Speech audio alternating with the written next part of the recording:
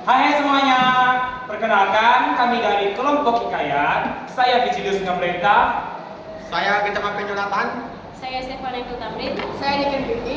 Sekarang kami ingin menjelaskan yaitu apa isi dari hikayat si miskin. Jadi, pada zaman dahulu ada hiduplah seorang raja di kedaraan bersama permaisurinya. Karena sumpah dari Bantara Indra, mereka pun menjadi miskin. Itulah disebabnya mengapa cerita ini disebut sebagai cerita hikayat si miskin.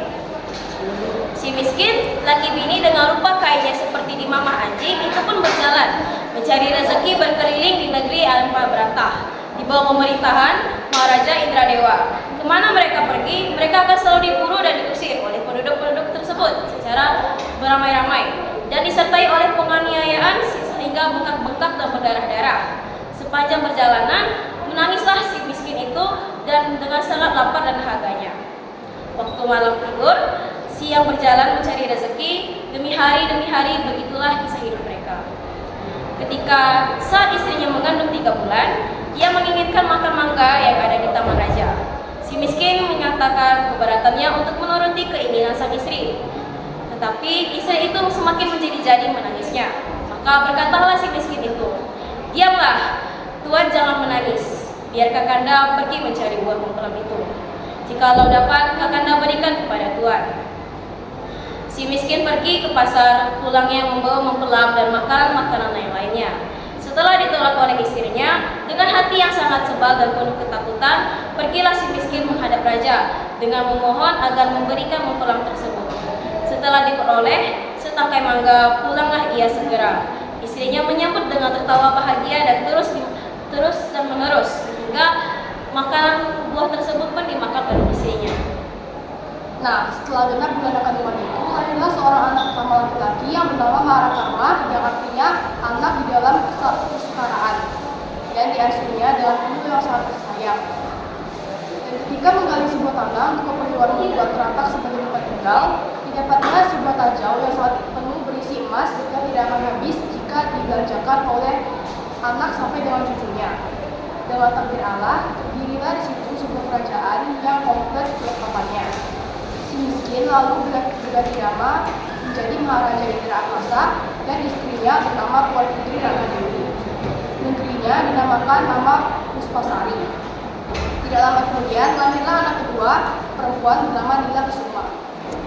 Ketika Maharaja Indra Akasa akan mengetahui pertunangan putra dan putrinya, dicarinya ahli-ahli negeri dari negeri Antabrata.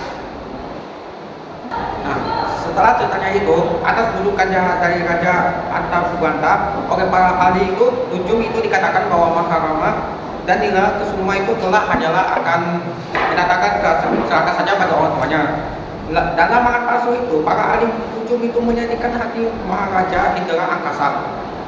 Maka dengan hati yang berat sekali dan amat terharu, disuruhnya pergi selama-lamanya putra putrinya itu. Dan tak lama kemudian, sepeninggal putra putrinya itu, negara Puspasari itu sedang terbakar. Nah, sesampainya di tengah malam, Maharakama dan Nila Kesuma berlindung di bawah pohon beringin. Ditangkapnya seekor burung untuk dimakan waktu mencari api ke kampung karena disangka mencuri. Maharakama dipukuli oleh banyak, kemudian dilemparkan ke laut.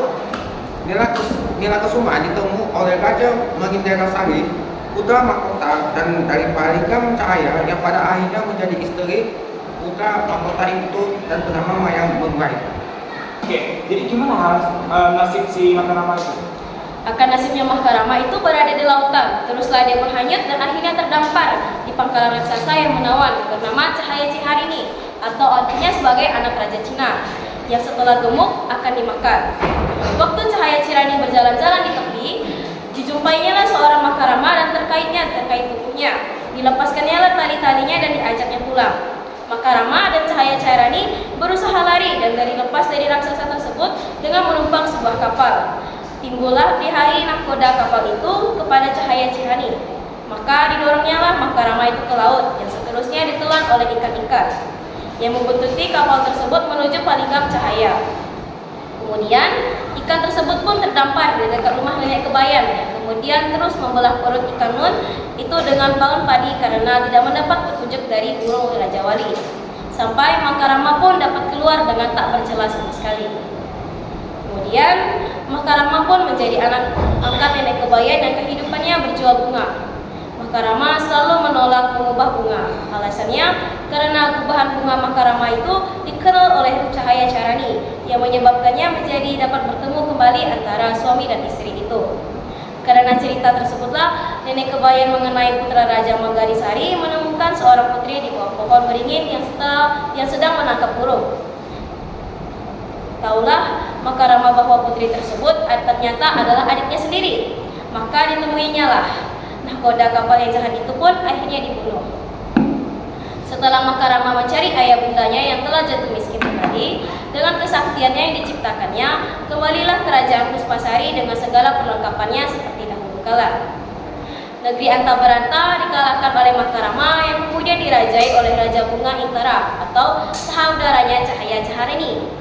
Akhirnya Makarama pun pergi ke negeri mertuanya yang bernama Maharaja Malai Kisna Merucu Indra dan menggantikannya mertuanya itu sebagai Sultan Manggarai Sari dan menjadikannya raja di Palingam Cahaya. Jadi begitu ceritanya.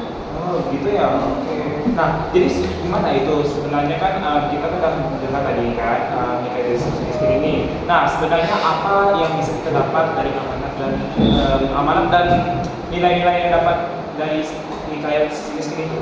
Jadi yang bisa kita ambil dari cerita hikayat miskin ini yang pertama adalah jadilah seorang pemimpin yang baik karena seorang yang adil dan murah. Yang kedua, janganlah mudah terpengaruh kepada kata-kata orang lain. Yang ketiga, hadapilah semua cobaan rintangan dengan sabar dan penuh kerendahan hati.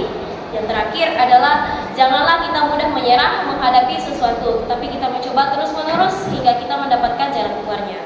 Begitu. Jadi untuk nilai-nilai kan Kalau untuk nilai-nilai dari hikayat si miskin, yang pertama adalah nilai moral, yaitu kita harus bersikap bijaksana dalam menghadapi segala hal dalam hidup kita. Yang kedua ada nilai budaya, yang pertama itu sebagai seorang anak kita harus menghormati orang tua, dan yang kedua hendaknya seorang anak dapat berbakti pada orang tua. apakah selain itu ada lagi ya nilai-nilai itu? Ada.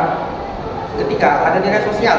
Kita harus saling tolong menolong terhadap sesama dan pada orang yang membutuhkan tanpa rasa pamrih. Yang keempat, ada nilai religius. Jangan mempercayai lawakan yang belum tentu kebenarannya. Dan yang terakhir, nilai pendidikan. Kita harus saling tolong menolong terhadap sesama dan pada orang yang membutuhkan tanpa rasa pamrih. Begitu aja. Iya. Ya. Oke. Nah, jadi itulah dari cerita si miskin itu dan kita bisa dapat amanatnya dan nilai-nilainya. Nah, sekian dari kelompok kami ucapkan terima kasih. Terima kasih. Dah.